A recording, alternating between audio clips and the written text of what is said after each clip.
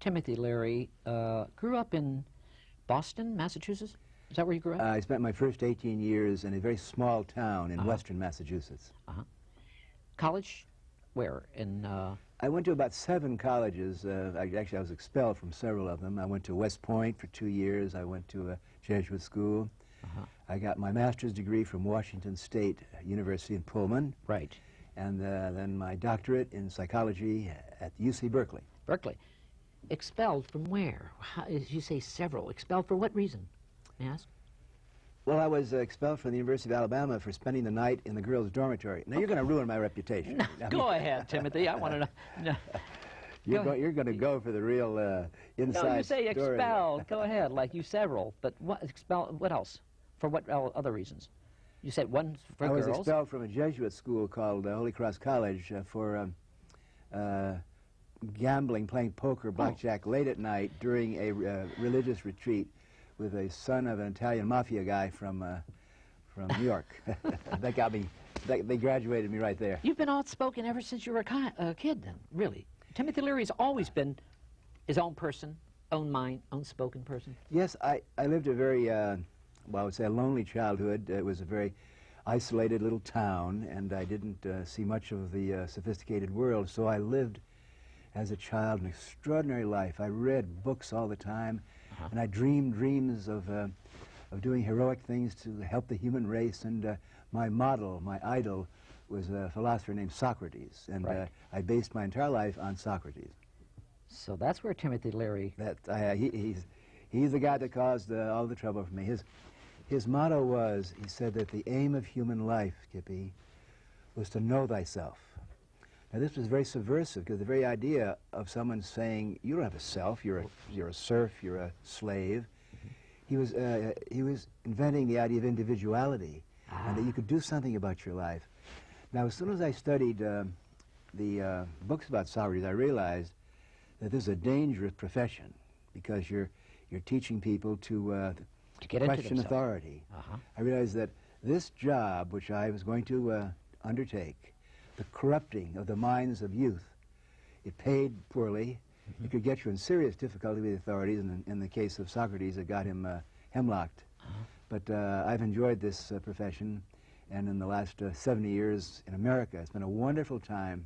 It has? For a dissident philosopher, because so much change has happened that do you think the kids today know thyself? There's a lot of them don't have identifications of their own self. They don't know who they are. They just follow the leaders. Ain't it the truth? It's been that way. Am I right? It's been that way for most human beings throughout most human history. Right. At certain times in human history, culture, when everything's favorable, you have what's called a renaissance. Now, they had one in Athens, because Athens was protected by geography from the big empires. Right. There's another great renaissance around Venice and in northern Italy. And a renaissance preaches the basic religion of humanism. Right.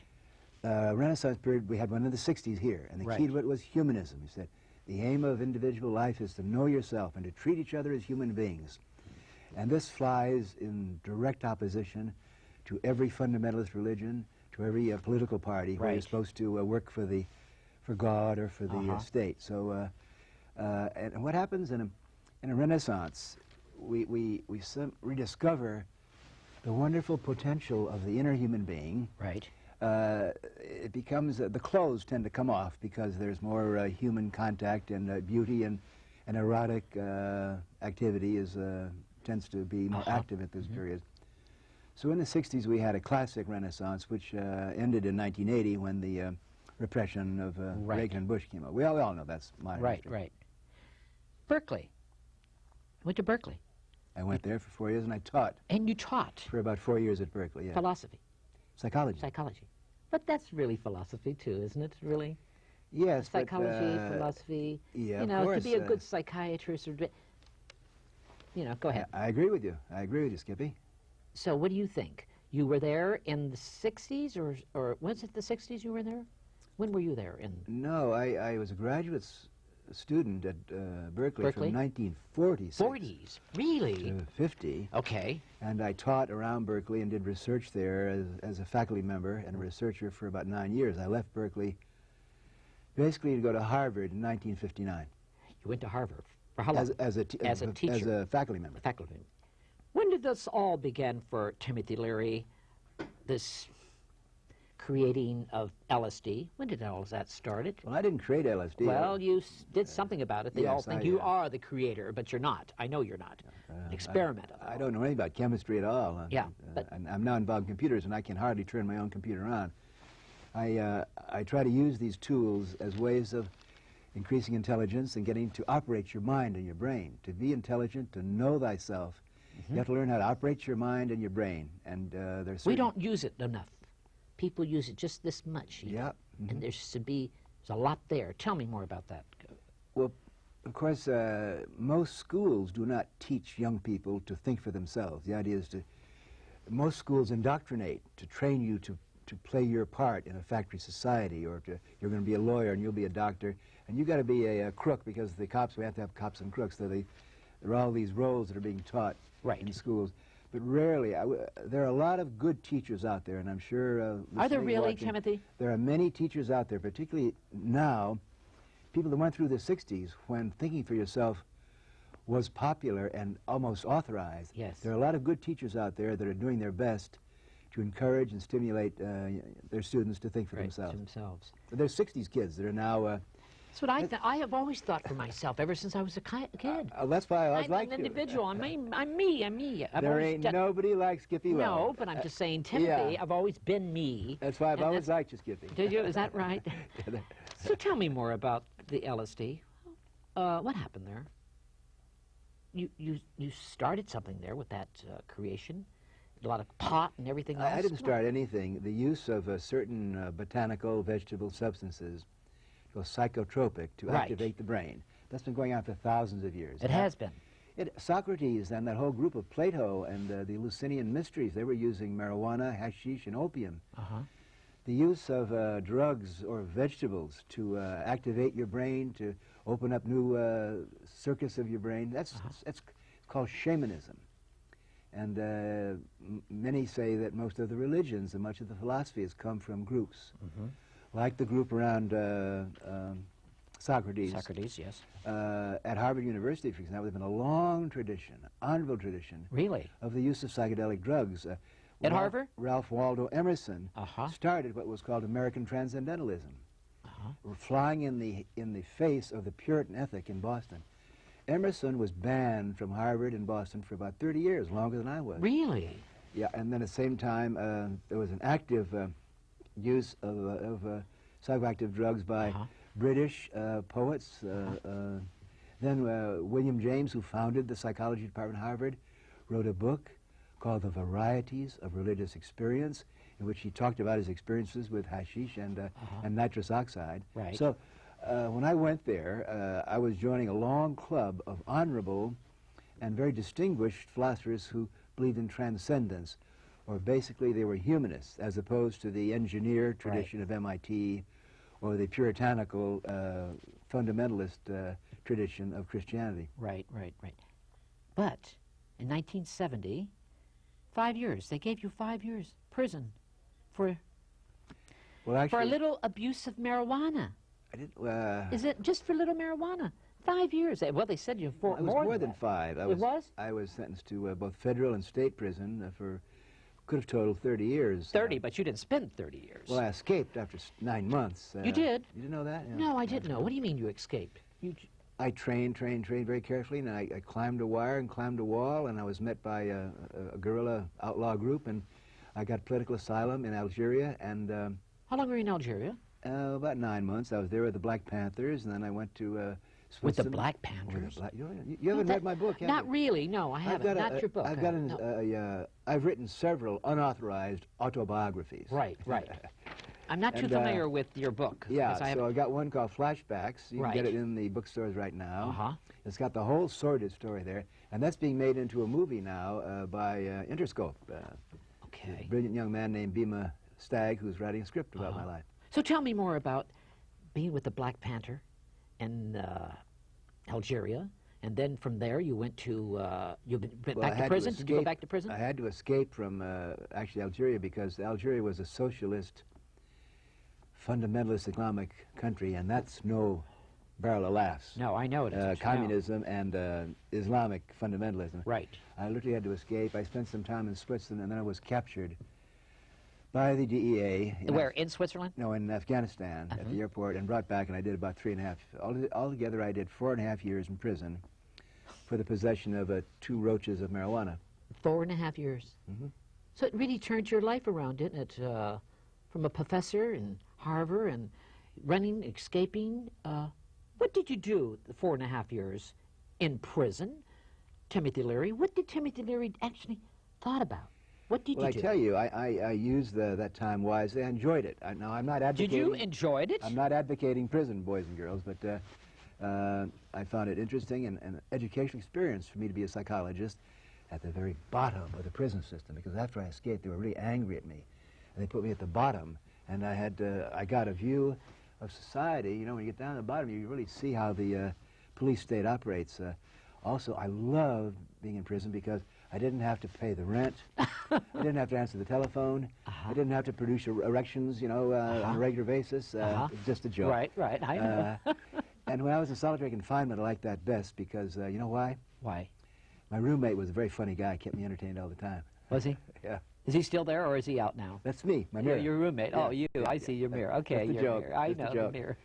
You're a funny man. You know that? Thank you. You're actually doing a stand-up comedy too, kind of No, a I don't thing. do stand-up. Well, I give my college lecture, but I give it in it's funny. comedy, in comedy flair. No, No?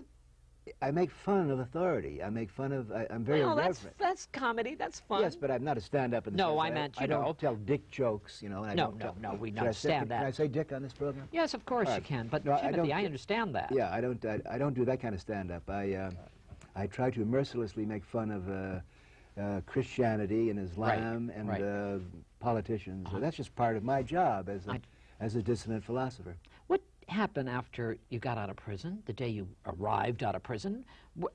First of all, what prison were you in? At which one? I was in 49 jails and prisons in four continents, so they moved Really? me around a lot, yeah. They really I came moved you after around. my release. I was released from California when Jerry Brown became governor, and I was released from federal prison after Reagan was thrown out. Right. I'm sorry, Nixon, 1976. And when I came to Hollywood, and I've been involved in communication and computers and electronics and... Immediately, is this what ran through your mind in jail when you were preparing for this? When you got out, the computers? Yes, I'm a great follower of a man named Marshall McLuhan, who wrote those wonderful books about communication. And he said that if you want to change a culture, if you want to change yourself, if you want to change religion, change the medium, the mode of communication. And he said that Gutenberg created Protestantism when he had the mass assemble book that everybody could read.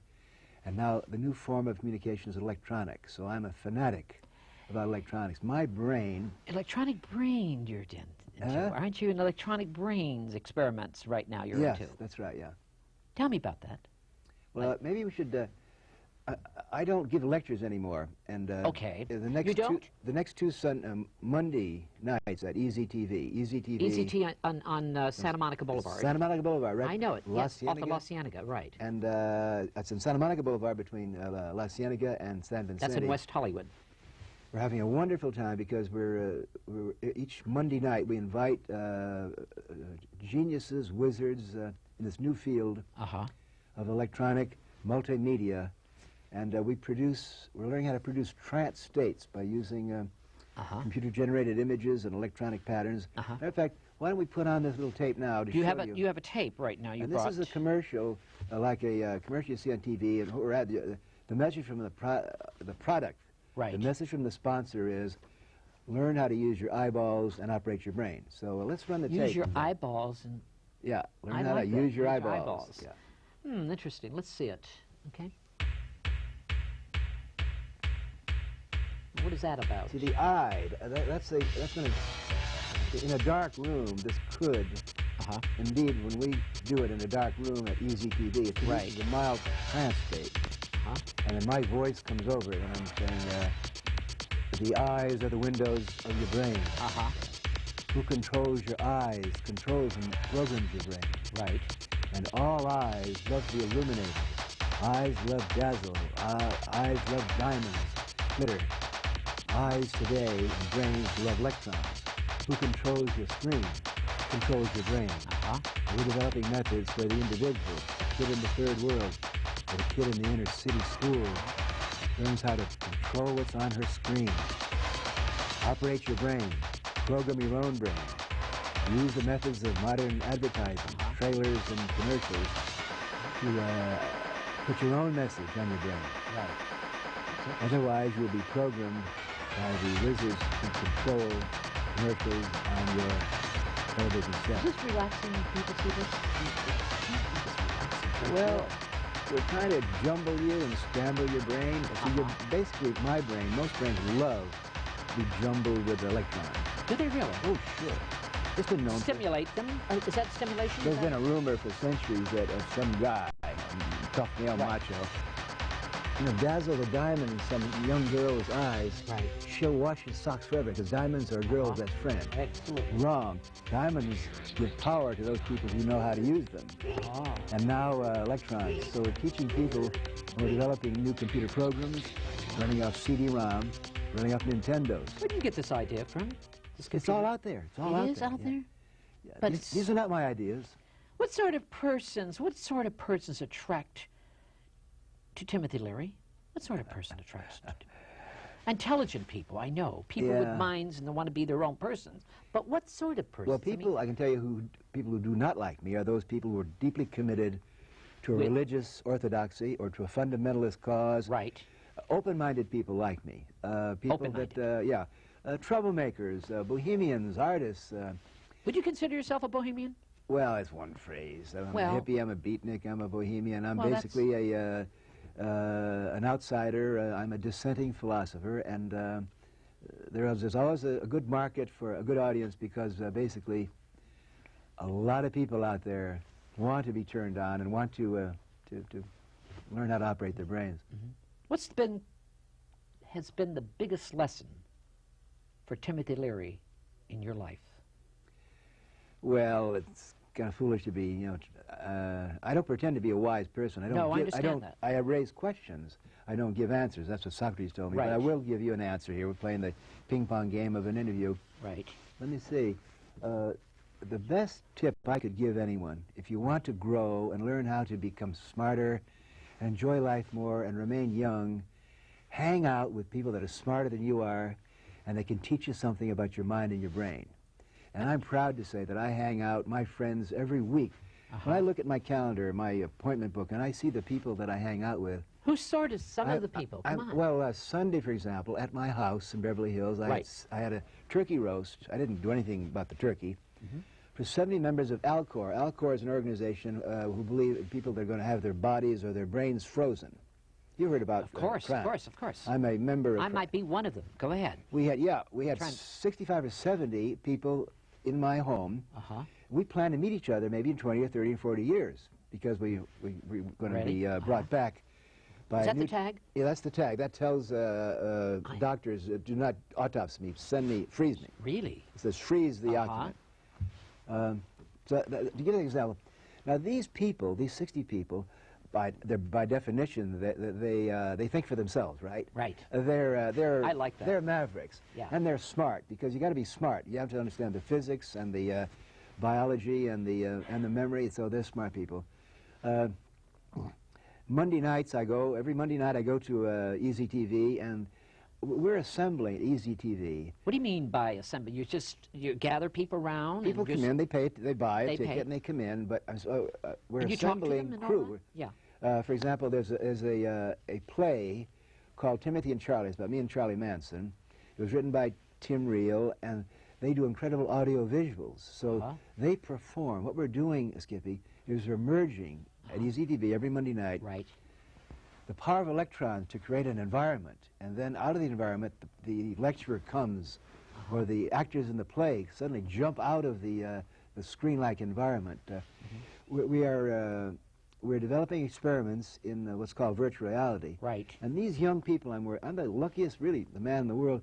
Every week I meet new people that are on that frontier of electronic communication and consciousness expansion, and intelligence increased. What's been the hardest for Timothy Leary? What's been the hardest for you?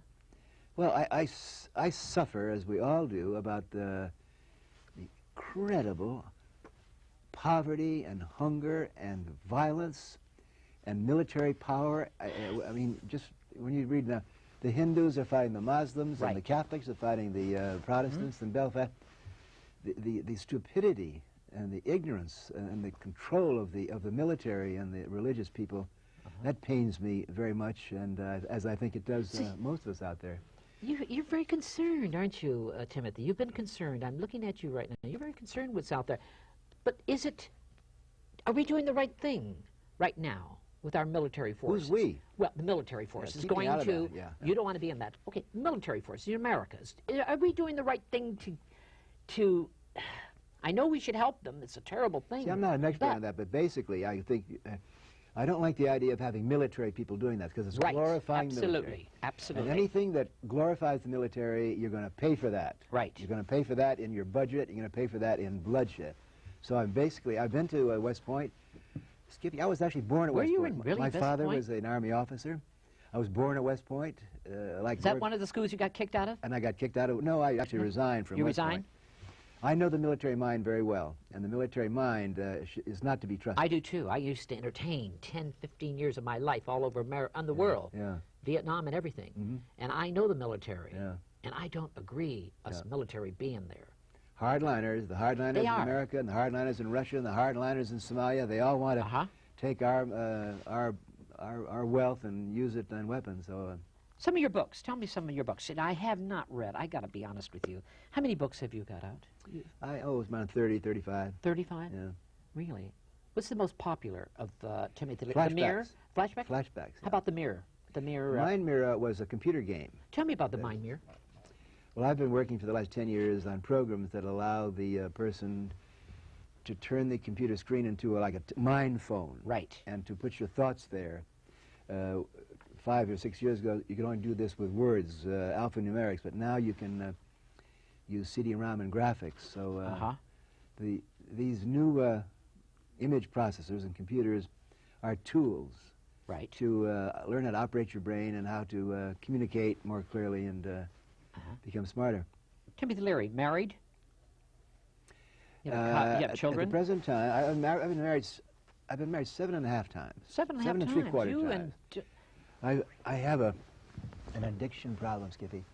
I'm addicted to marriage. I'm women. addicted to marriage. I just Are you love really? being married. Okay, you Like and Mickey any- Rooney. Mickey Rooney did too. Yeah, and the first 2 or 3, 4 years it's wonderful, but then you realize that you're dependent on it, and that you know, and then I have. I'm proud to say that I have been lucky enough to have as my living companions some of the smartest, most beautiful women in the world, and every good thing that has come from me I owe to my Barbara. Her name is Barbara? Barbara. Yeah, I met her in Rome years ago. She used to live in Rome. She was an actress and a model there, yeah. She was. Yeah, Right. that's I right, didn't know yeah. that at the time, but beautiful lady, very And bright. very intelligent, yeah, and elegant. You like to be around intelligent, brilliant people. Do you ever be around dumb people sometimes, Timothy? Don't look at me now. Have you ever been around people? Well, How all do you around, handle that? How do you? yes. I try to leave a trail of fun and joy. Yeah, we all, as we go through life, you meet a lot of people Right. that are not necessarily brain surgeons, but I try in any interaction to leave a little trail of sunshine or, you know, a little joke or something, because I basically believe in humanity. Yes. I believe in the human potential, and my life is about awakening or encouraging people to develop their potential, and it's a Do you wonderful write all profession. night, Timothy, at night? It I tend seems to be like a you're a late, writer. I'm a late night person. Yeah, it seems like it to me. Because I think you read a lot.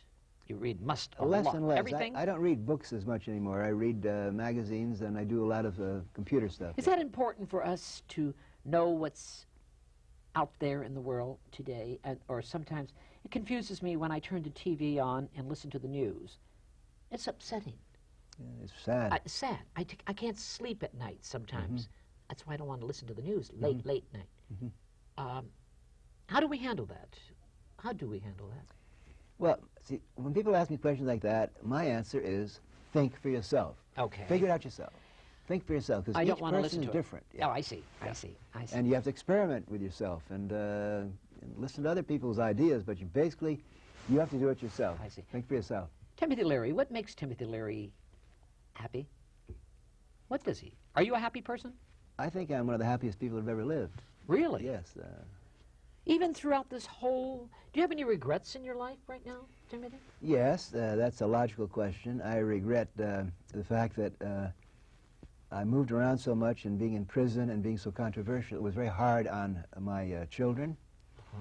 And it was very hard on one of my marriages, because at one point, Richard Nixon called me the most dangerous man in America, and I was being stopped and chased by the police everywhere I went they were just, well, Right. my basic crime was I was abusing the First Amendment by by talking too much. I know, I understand.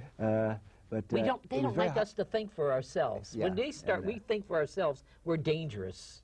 It was very hard, to answer your question, on my children, to have their father, such a hated person. My son, when he went to high school, was actually beat up by other kids because he was my son. Yes. And this takes a tremendous, of course, still, I'm a middle-class American, so it's not as bad as it is for most children in the world, but still, I regret that my kind of life was hard on the people that were closest to me, and because family and friendship are the basic things. How is he handling it today, your son? They're doing fine. They're doing fine. They're going to school? I've got 5 grandchildren, and I'm in Really? touch with them all the time, and Uh-huh. they go up and down. And there's not as much enmity. As a matter of fact, people are not, the government isn't going around, chasing me now, I hope. Yeah. But things are, Is Timothy it's going to be Leary... it's going to be a great 1990s. I'll tell you a little story that was told to me.